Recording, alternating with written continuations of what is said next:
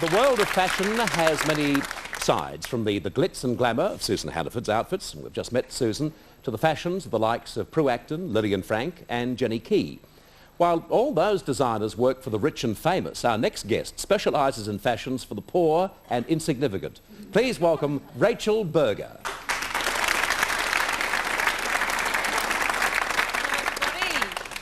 This is actually an outfit for the woman who has to do everything, if you know what I mean.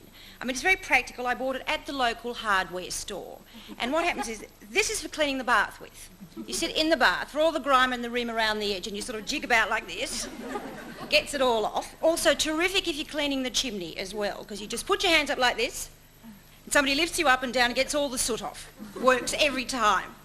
Then, these are actually full of sponge. So what you do is you fill them with water, sudsy water, you wipe down all the benches, good for these muscles as well, I must tell you, and you sort of wipe up and down.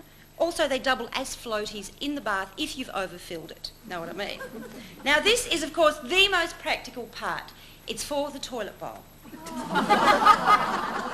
Take a deep breath, jump into the toilet and sort of do this. Don't open your mouth while you're down there. Now, I've been thinking a lot lately about the image of women, and it's very difficult these days because there are a lot of different options. And I thought one way of finding out would be to go and have a look at a few store windows, and particularly at store dummies. So the first store I went to was David Jones. Now, the dummies in David Jones are fantastic. They're really tall, they're really thin, their hair is all gelled back, and they look like somebody farted in their face.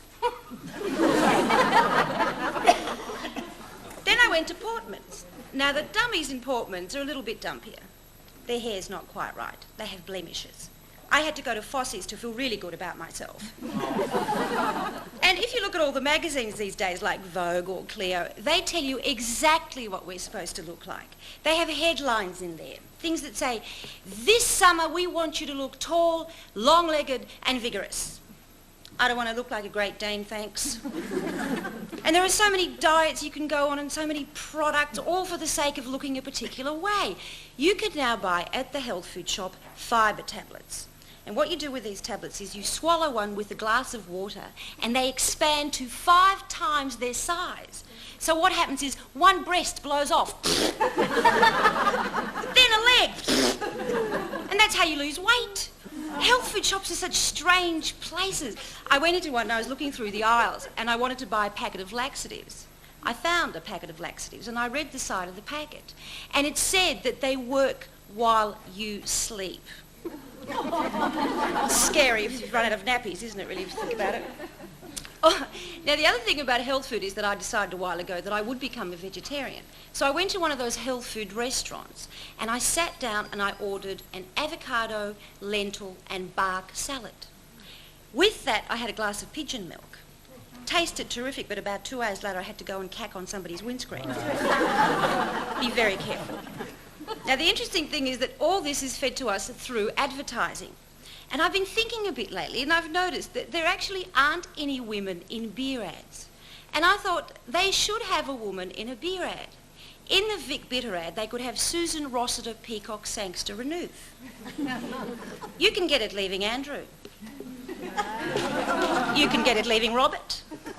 You can get it leaving Frank.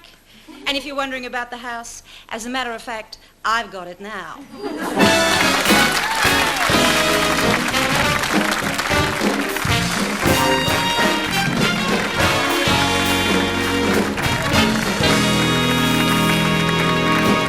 Welcome to the show. Oh, thank you. Thank you for having me. You're a very busy person at the moment, of course, because you're doing the comedy festival, aren't you? That's right. Love the costume. Is it yours? Yes, it is. I had to say yes, it is. Yes, I like to wear it around the house when I'm doing the housework. Rachel, what's it like to be in a field which is basically dominated by men, the field of comedy? A bit like an oyster at low tide, really. It's everybody notices, but it's a lot of fun. There are, of course, now more women that are performing, so it's not quite as sort of a novel thing. But it's a bit difficult when you run out of lippy and powder and there's no one to ask for, but apart from that, it's great. I think that the big thing, too, is that obviously someone like Wendy Harmer has done so much. I mean, she really is sort of leading a field there. Absolutely. And she's broken so much new ground, hasn't she? Absolutely, yes. Wendy's really sort of cut the road for all of us, I think. She's done a great job and made it a lot easier for everybody. Do you write write all your own material? Yes, I do. Yes. I get inspired by the things around me. But I particularly like, you know, advertising for women, because I think the image of women is so distorted through advertising, and it sort of inhibits their potential, really. In what way, Rachel? Well, I think if you're aspiring all the time to be taller, blonder, thinner, it sort of stops you from getting on with things, you know. Well, it's like the hosty thing, isn't it? Yeah, it is. We talked about before. It is a little bit like that, yes. I mean, I'm terrified of airline stewardesses, actually. Because Why? Well, they're really sort of strict, you know, and you get in there to sort of give you all the instructions, and they tend to sort of talk to women and men differently, I think, actually. You know. You need that girl from Air New Zealand, don't you? Because, I mean, she's so relaxed. She's... Very, yes, yes. But I find all those, you know, the instructions are really odd. You know, the little plastic things they have with, you know, do this and pull this and all that sort of stuff. And then there's the life-saving device, which you have to put on, you know, the inflatable one with the little whistle on it. Right.